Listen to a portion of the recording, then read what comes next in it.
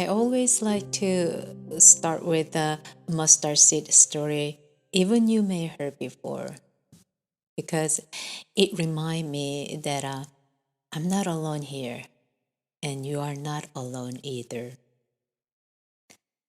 There was a mother named Kisa Gotami who lost her only child. In her unbearable grief, she went to the Buddha and begged him to bring her son back to life. The Buddha looked at her with a great compassion and said, "Bring me a mustard seed from a home that has never known death." She thought it would be easy. She went to door, but every single home had a known loss. In that moment, her grief began to transform.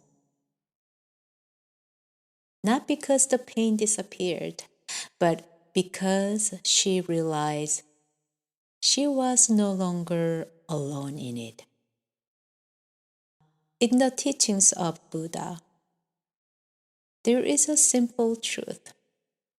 Life includes loss as naturally as it includes presence. And yet, when it happens to us, it doesn't feel philosophical. It feels personal. It feels unbearable. We miss them so deeply because we are deeply connected. That's why this space exists. This is not a place for answers or advice. This is a space where we share the same pain, and through our stories, we connect. In that connection, we create a safe place to feel seen, to reflect, and to take one small step forward. No pressure to get over it. No need to feel positive or spiritual. Just a quiet space to feel what you are feeling and gently learn how to live again with open heart.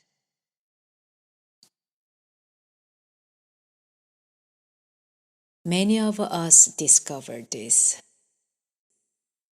The hardest part is not the day they died, it's the days after. We know we have to keep living. But how? What do I do? Now what? We all find our own answers in different ways. I want to share two stories it might speak to you. I know about a father who lost his son. After his son passed it away, he closed his business. Every day he went to his son's grave. He would bring lunch for himself and for his son. And he would sit there reading textbooks out loud to his grave because his son passed it away before finishing school. He stayed until sunset and do the same next day. This was his way of continuing the relationship. Another story. The second story is about a couple who lost their 29-year-old son in a car accident. Their son had a deep passion for coffee.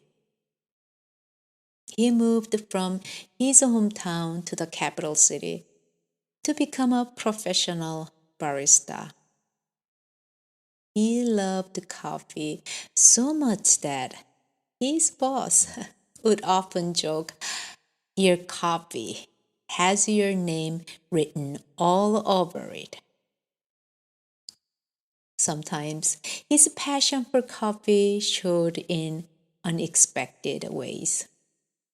When a customer ordered a tea, he might smile and say, "Are you sure you want to order a tea in a coffee shop?" His boss would shake his head, half worried, but also make him smile because everyone could see this wasn't just a job for him, it was love.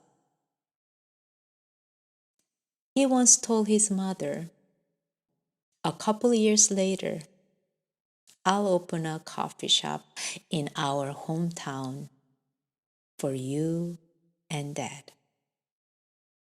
He wanted to teach his father how to roast, how to brew. It wasn't meant to be a surprise, a gift. But just as the dream was getting close, he was gone. After he passed, the mother kept visiting his grave, asking the same question we all ask. Now what? One day, the answer came to her. Maybe I can inherit his passion. Even though they knew nothing about coffee, they decided to open the shop from scratch. They learned everything: the beans he loved, the way he roasted, the way he brewed, with the help from his coworkers. Through that process, they reconnected with his presence. Their grief didn't disappear, but they learned to embrace life again with an open heart. They didn't stop there. Their heart became even bigger than simply opening the coffee shop their son had dreamed of. Their heart became bigger than the dream itself. They began visiting the hospice every month, serving their best coffee to patients who couldn't leave their beds. For those who couldn't drink, they would brew it slowly right beside them and gently fan the aroma toward the patient. That small gesture brought back memories, brought comfort, brought connection. Even more visitors to the patient's room. Their pain became bridge connecting them to their son and to their community. Their grief didn't disappear, but it transformed into compassion, shared with others.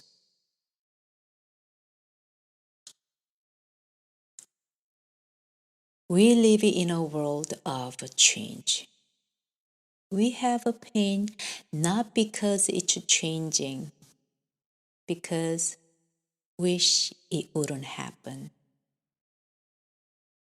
Life, relationships, moments wouldn't last forever. In Buddhism, this is called impermanence. A 3 years old girl once told me, Mommy said people are born and die every day. I guess that they had to go to funerals so often that her mother didn't want her to be scared or anything. But every moment, people are born. And every moment, we die. So simple, and yet so easy to forget. If everything is always changing, then this moment right here matters more than we think. Every word, every presence, every chance to be with someone we love. Because tomorrow, we may not get that chance again. The father who now runs the coffee shop said, I never even tried my son's coffee. And now I never can. Sometimes we are so focused on what is missing that we miss what is still here and what could become a source of regret later. Being present moment does not mean forgetting. It means allowing things to be as they are. Our loved ones were never meant to be owned by us. They were a moment, a presence, a gift. And that gift has already shaped who we are.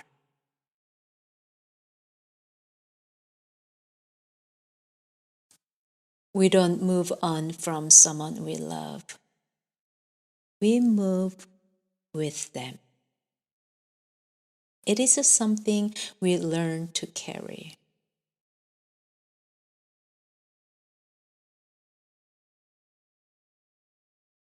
Before we close, let's take a moment together. Close your eyes. We'll do sitting with grief, holding with love meditation. Let's begin by simply arriving here. There is nothing you need to fix. There is nothing you need to figure out. Just arrive. Take a slow, gentle breath in and exhale softly. Again, breathing in and letting go. Allow your body to settle.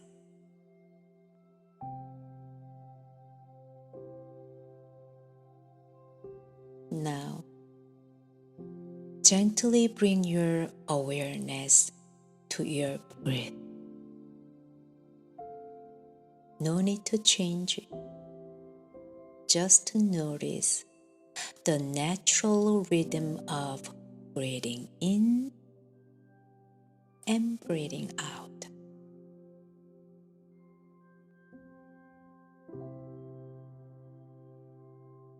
Everything that arises passes away.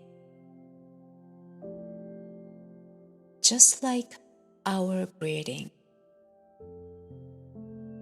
it comes and goes. All the incidents in our life are just like this breath. Some happy, some unwelcome. But we are learning to turn sour lemon into sweet lemonade, bitterness into sweetness.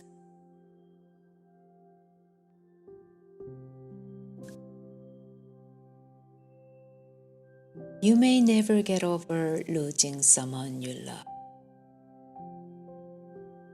You are not asked to.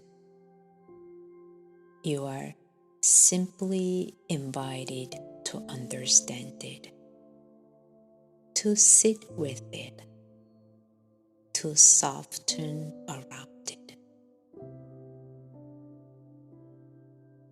It is the doorway to open the other side of bitterness. Because when we truly see that everything is fragile, temporary, and passing, nothing lasts forever, we begin to live differently, more present, more loving, more awake.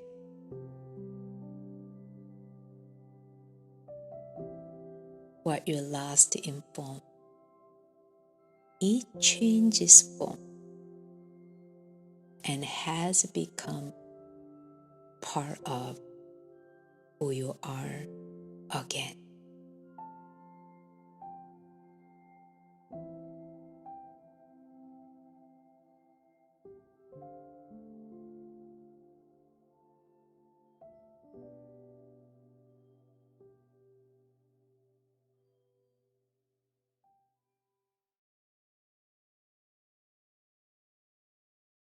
Thank you for sitting here with me today. You are not alone. We are all here together and sending you so much care.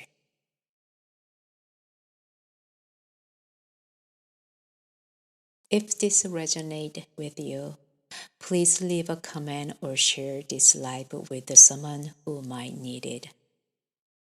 The replay will stay here for you whenever you need it. Each gathering features real people who have lost someone they love, sharing their pain, their stories. Take care and be gentle with yourself. We'll see you at the next event.